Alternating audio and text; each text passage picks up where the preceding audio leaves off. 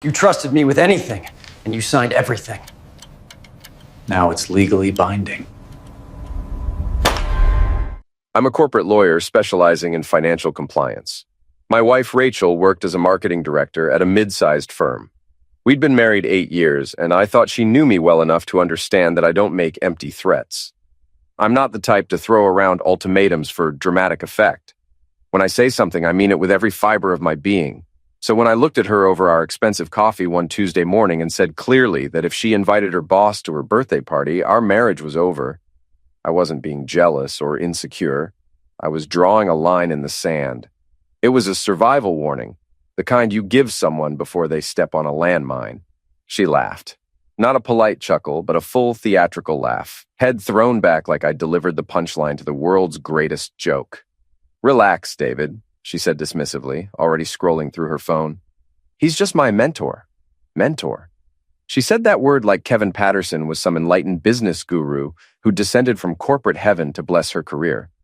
Meanwhile, I'm thinking about the texts he sends her at midnight saying things like, "Wear the red dress tomorrow, my favorite." But what do I know? I'm just the husband who pays half the mortgage and apparently exists to nod along to whatever story she's telling herself.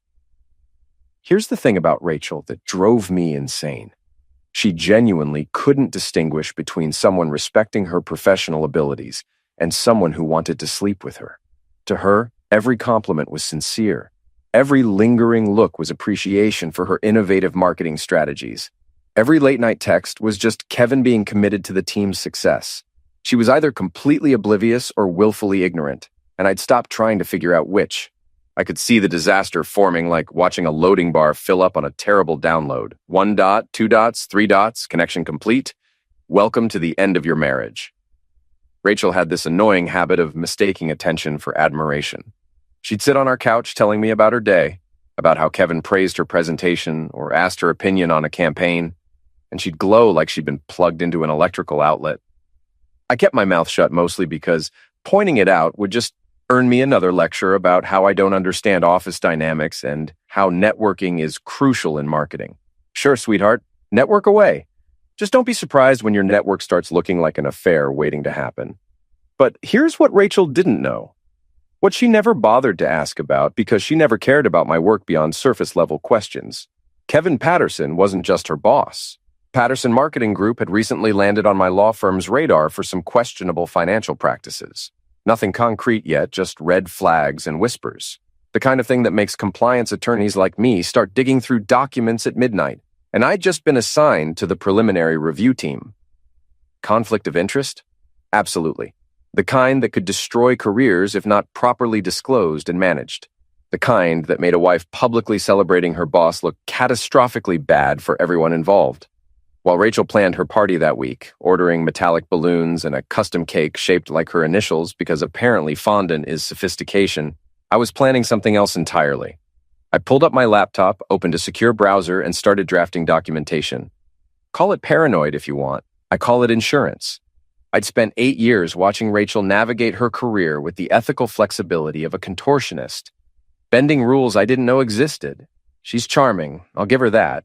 She can walk into any room and have everyone eating out of her hand within minutes, laughing at her jokes, agreeing with her ideas. It's a gift that served her professionally and made my life personally complicated.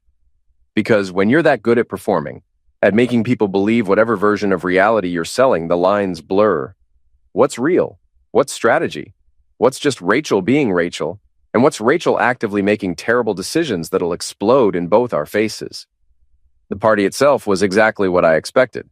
It looked like a corporate mixer and an Instagram influencer's wedding had a baby with unlimited access to a credit card. Champagne fountains, plural, because apparently one wasn't enough to celebrate turning 33. A live band playing jazzy versions of pop songs.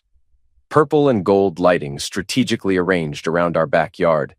Everything had this glossy, overly polished look, like Rachel had hired someone whose job was making everything appear expensive on social media. This wasn't just a birthday party. This was content. This was her chance to prove to everyone following her carefully curated Instagram that she was living her best life, successful and admired and surrounded by people who definitely weren't just there for the free premium booze. I stood near the bar because if I was going to watch this train wreck, I needed something stronger than the cucumber water the catering staff kept pushing. I observed the guest list with detached interest. Her co-workers dressed like they were attending a charity gala, the neighbors looking uncomfortable and overdressed, the influencer friends who'd shown up with ring lights and phone tripods, already filming everything for their stories. Rachel worked the crowd like a politician on election night, touching arms, throwing her head back in exaggerated laughter, making everyone feel important. She was wearing the red dress. Of course she was wearing the red dress, the one Kevin had texted about. The one that cost more than our monthly utility bill. Her hair was done in those perfectly imperfect waves that take 2 hours in a professional to achieve. She looked stunning. That was never the problem. The problem walked in at 8:15, fashionably late. I saw Kevin before Rachel did, watched him pause at the entrance to our backyard like he was waiting for a spotlight. Kevin Patterson had the kind of confidence that comes from believing the world owes you something. He strutted into the party wearing sunglasses indoors because apparently his eyes were too important for our string lights. He carried a gift bag, one of those oversized designer ones with tissue paper exploding out the top, holding it like it contained the secrets of the universe. His suit probably cost $3,000, tailored perfectly. His hair was slicked back with expensive product. He had that perpetual smirk guys develop when they've spent too long believing their own hype. I watched Rachel's face light up when she spotted him. She excused herself from whatever conversation she was having and practically floated across the yard to greet him. They hugged too long, too familiar, the kind of hug that makes everyone watching feel like they're intruding on something private. He said something in her ear that made her laugh, that real laugh she used to save for me back when we had things to laugh about. Then he handed her the gift bag with a theatrical flourish, and I gripped my whiskey glass tighter. The party continued around me. Conversations happening in that loud way people talk when they've had 2 drinks and think they're more interesting than they are. Rachel's friend Monica came up at one point, already tipsy, saying how lucky Rachel was to have such a supportive husband. I smiled and nodded and wanted to ask if she'd recently suffered a head injury. Then came the moment I'd been dreading. Camille climbed onto a chair like she was running for office, and clinked her champagne glass.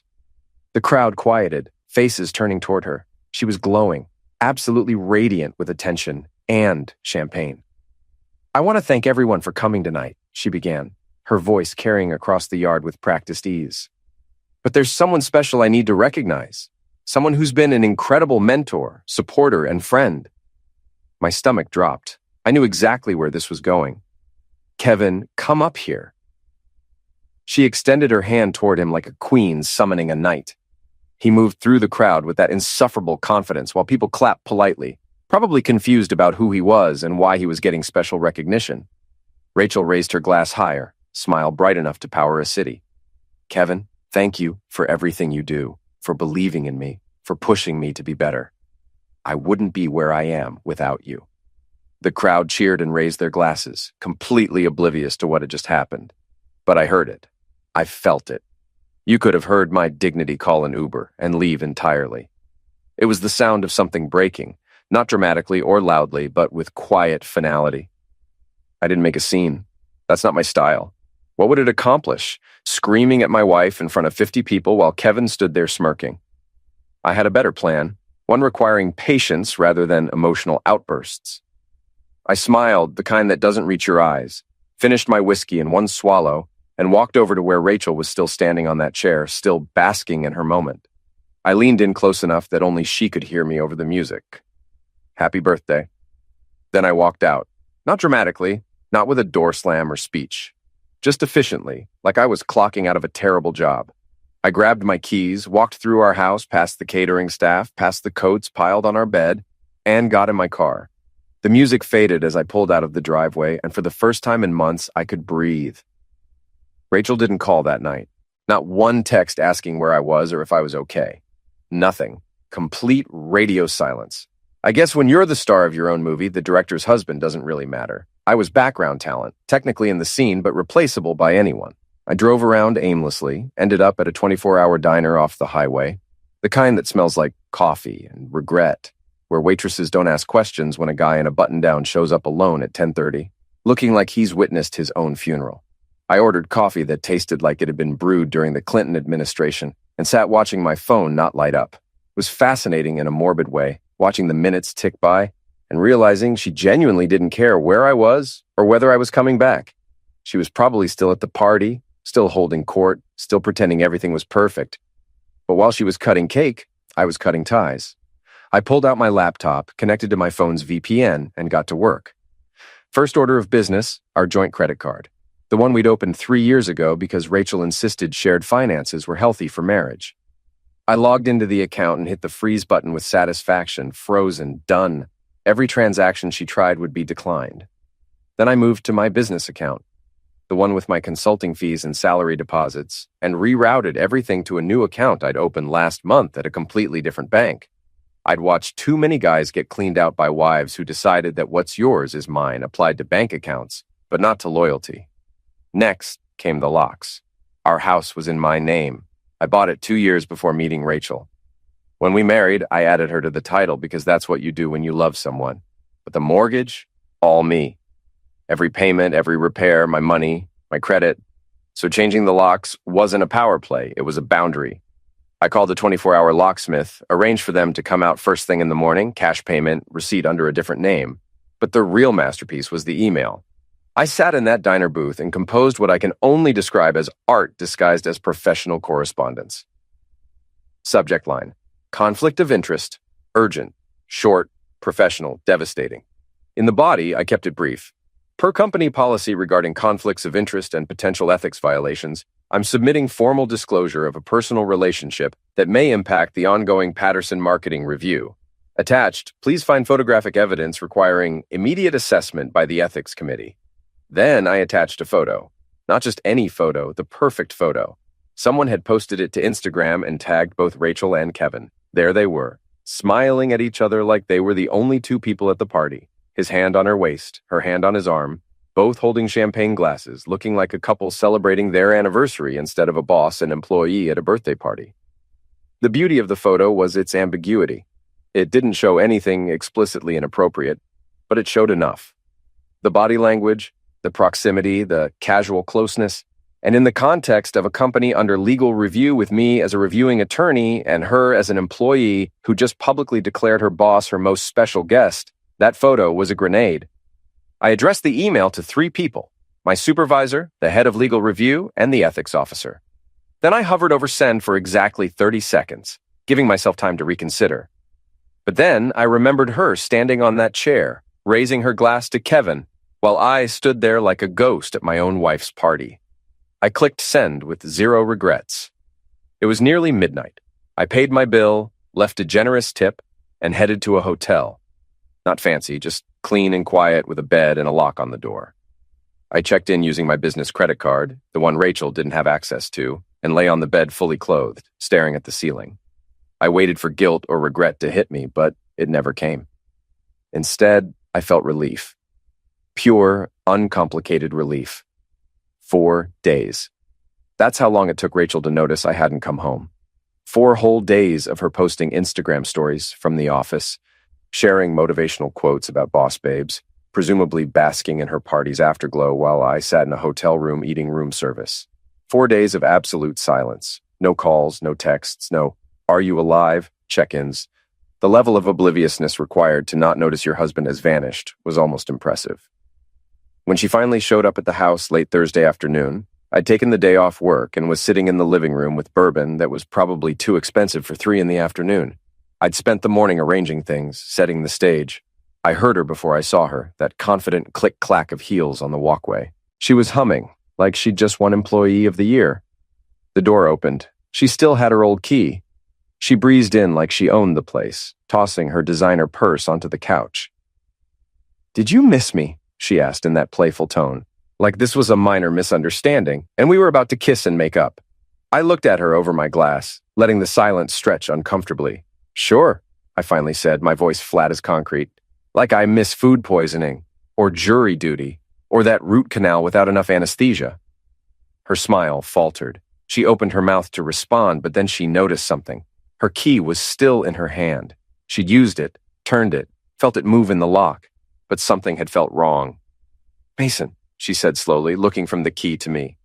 "Did you change the locks?" "Boundaries, remember?" I said, settling back. "You said they're healthy. You said we needed better boundaries." Those were your exact words during our last therapy session, which you skipped, by the way, so I took your advice. And honestly, you were right. Life-changing, even. She stood frozen in the entryway, looking like someone had told her gravity was optional. I could see the wheels turning, trying to figure out if this was some kind of test. I don't understand, she said, sounding genuinely uncertain for maybe the first time ever. Let me help you, I said, gesturing to the coffee table where a thick brown envelope sat with her name written across it. There's some reading material. Consider it a belated birthday gift. She moved toward the table like she was approaching a bomb, picked up the envelope with shaking hands. She opened it carefully, pulled out the papers, and scanned the first page, then the second, then back to the first. This is our prenup, she whispered. But it's different. These terms. That's the updated version, I explained. The one we signed a year ago when we refinanced the house, remember? You were so busy with that campaign launch. I told you we needed to sign some paperwork, and you said, and I quote, "I trust you with anything, babe. Just tell me where to sign." So I did. Your signatures are all over that thing. Very official, very legal, very much enforceable. She flipped through frantically. This says I'm not entitled to anything. The house, your retirement, your business assets, everything's protected. This isn't what we agreed to when we got married. You're right, I said, standing and walking closer. When we got married, we agreed to be faithful. We agreed to be partners. We agreed not to invite our bosses to birthday parties and call them our most special guests, while our spouses stand in the corner like decorative plants.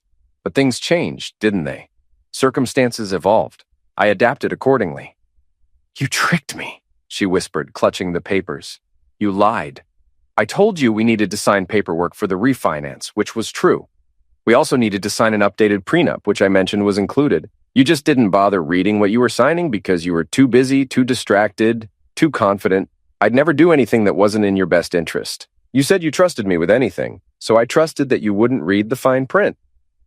Rachel tried pretending nothing happened for about 18 hours. She spent that night in the guest room, which was generous of me to allow. She emerged the next morning acting like we'd just had a minor disagreement about dinner plans.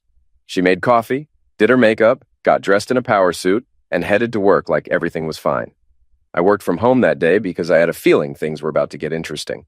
I set up in the home office with my laptop, fresh coffee, and anticipation. I'd sent that email 4 days ago, 4 days for it to circulate, for the ethics committee to convene, for people above my pay grade to start asking uncomfortable questions. The call came at 10:47. I know the exact time because I was watching the clock. I heard Rachel's phone ring, heard her answer in that professional voice. Rachel Collins speaking? Then I heard screaming, not her screaming, Kevin screaming. I couldn't make out exact words, but I didn't need to. The tone was unmistakable. That specific pitch of panic mixed with rage that people hit when their world is crumbling. What? Rachel's voice cut through the house, confusion turning to alarm. Grant, slow down. I can't. What do you mean? The company. What lawyer? More screaming from his end, loud enough I could hear it even though I wasn't on the call. Perfect timing. Absolutely perfect. My email had made its way through proper channels. The ethics committee had reviewed the photo, cross-referenced it with the ongoing Patterson investigation, and realized they had a major problem. One of their attorneys was married to an employee of a company under review, and that employee had publicly demonstrated a personal relationship with the CEO. They'd done what any responsible legal department would do. They'd escalated it, notified senior partners, pulled me off the review, and assigned fresh attorneys to the case. Attorneys with no personal connections, no reason to show bias. And those new attorneys had apparently found some very interesting things in Patterson Marketing's financial records. I heard footsteps, fast and frantic. The door burst open. Rachel stood there, phone clutched in her hand, face pale, eyes wide with panic.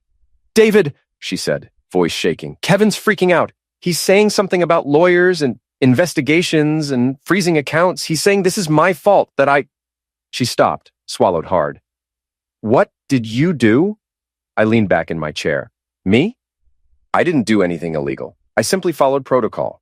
When I realized there might be a conflict of interest between my professional responsibilities and personal life, I disclosed it to the appropriate parties. That's in my job description. It's what ethical attorneys do. You reported us? Her voice cracked. You told them about Kevin and me? I reported a potential conflict of interest, I corrected. I submitted photographic evidence of a personal relationship between an employee of a company under review and that company's CEO. The fact that the employee is my wife is unfortunate, but irrelevant.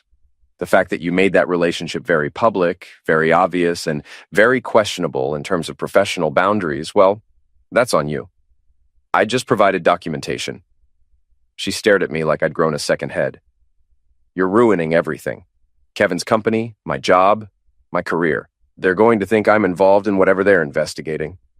Were you? I asked, genuinely curious. Part of it? Did you know Kevin was cooking books or fudging numbers? I didn't know anything, she shouted. I'm in marketing. I don't have anything to do with financials.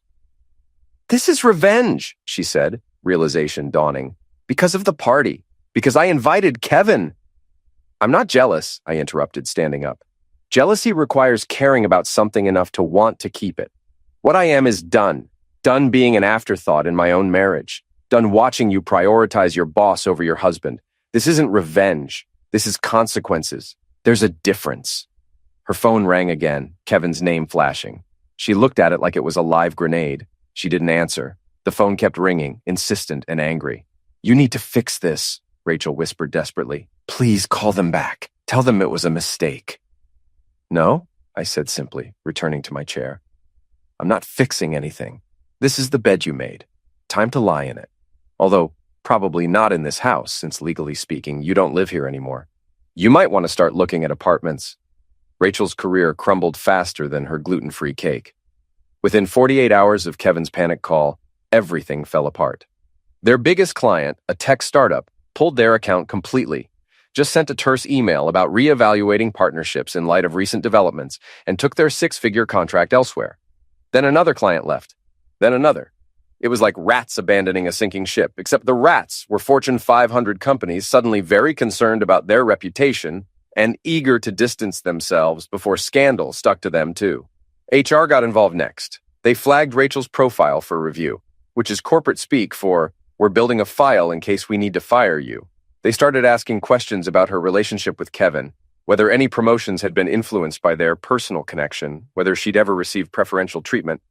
Rachel came home ranting about how unfair it all was, how she was being persecuted for something she didn't do. It was just a party, David, she'd scream while I made dinner. People invite their bosses to parties all the time. Sure, I'd say, not looking up. People call their bosses most special guests all the time too.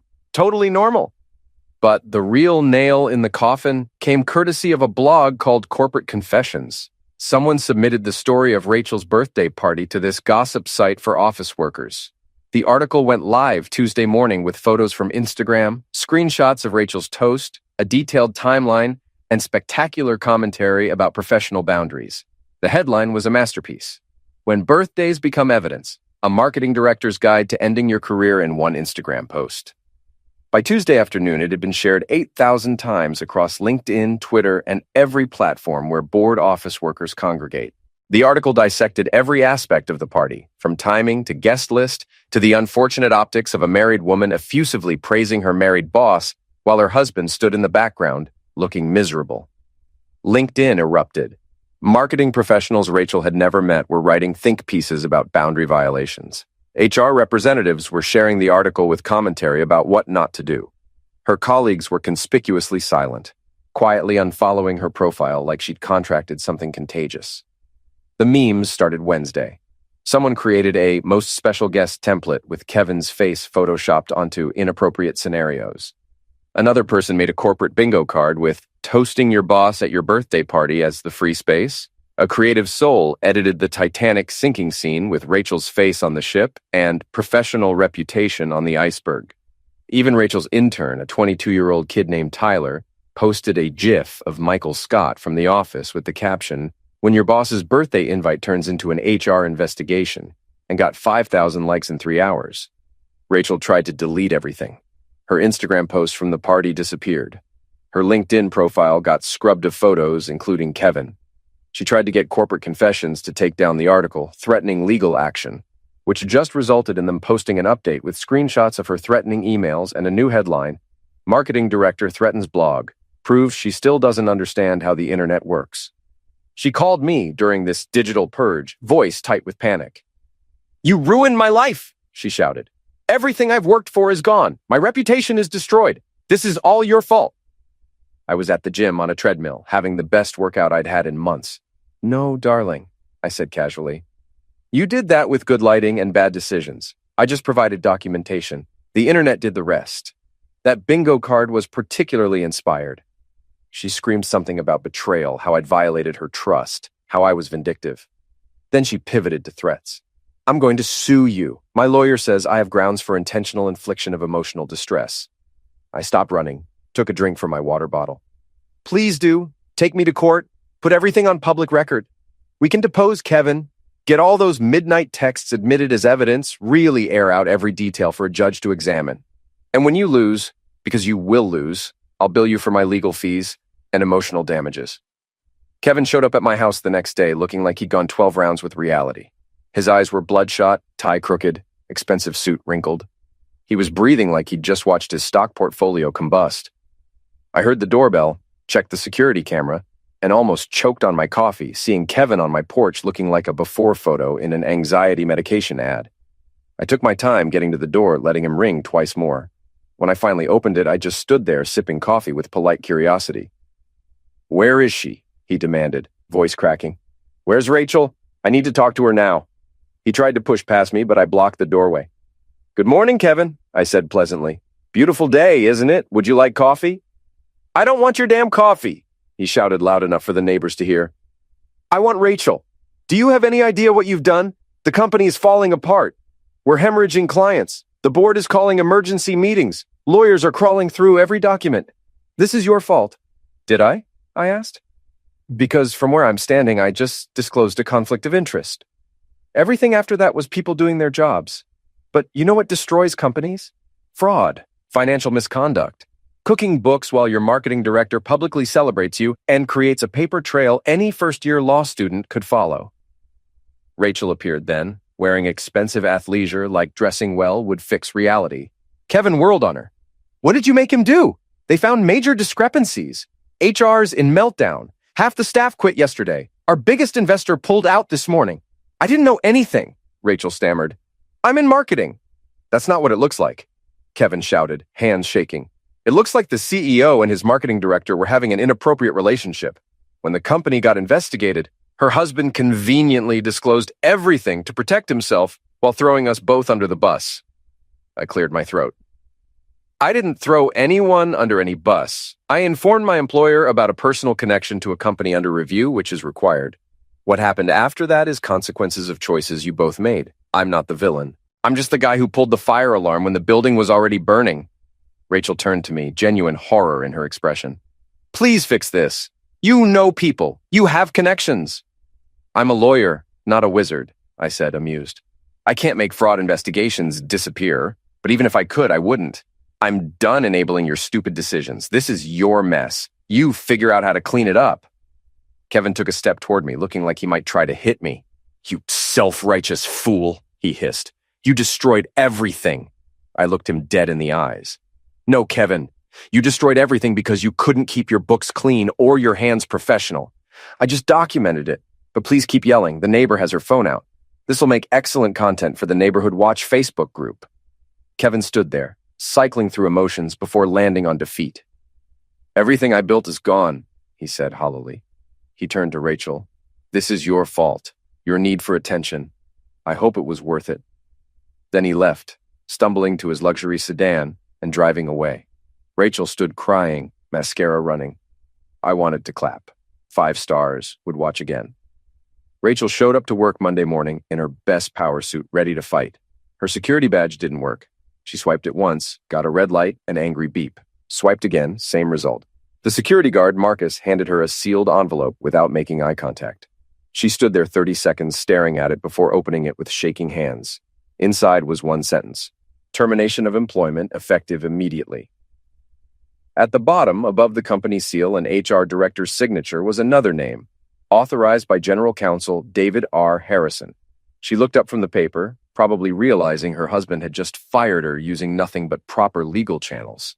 She stared at my signature, like the letters might rearrange themselves into something less devastating. That night, Rachel came to my house and found me packing. "We can fix this," she whispered. I handed her the divorce papers I'd been saving. "You already fixed it for me." As I walked past her with my suitcase, the doorbell rang. A courier handed Rachel an official envelope. She opened it with trembling hands, then her knees gave out. "Legal notice. Repayment of performance bonuses totaling $130,000 issued based on fraudulent company earnings. Due immediately." I stepped over her and walked to my car without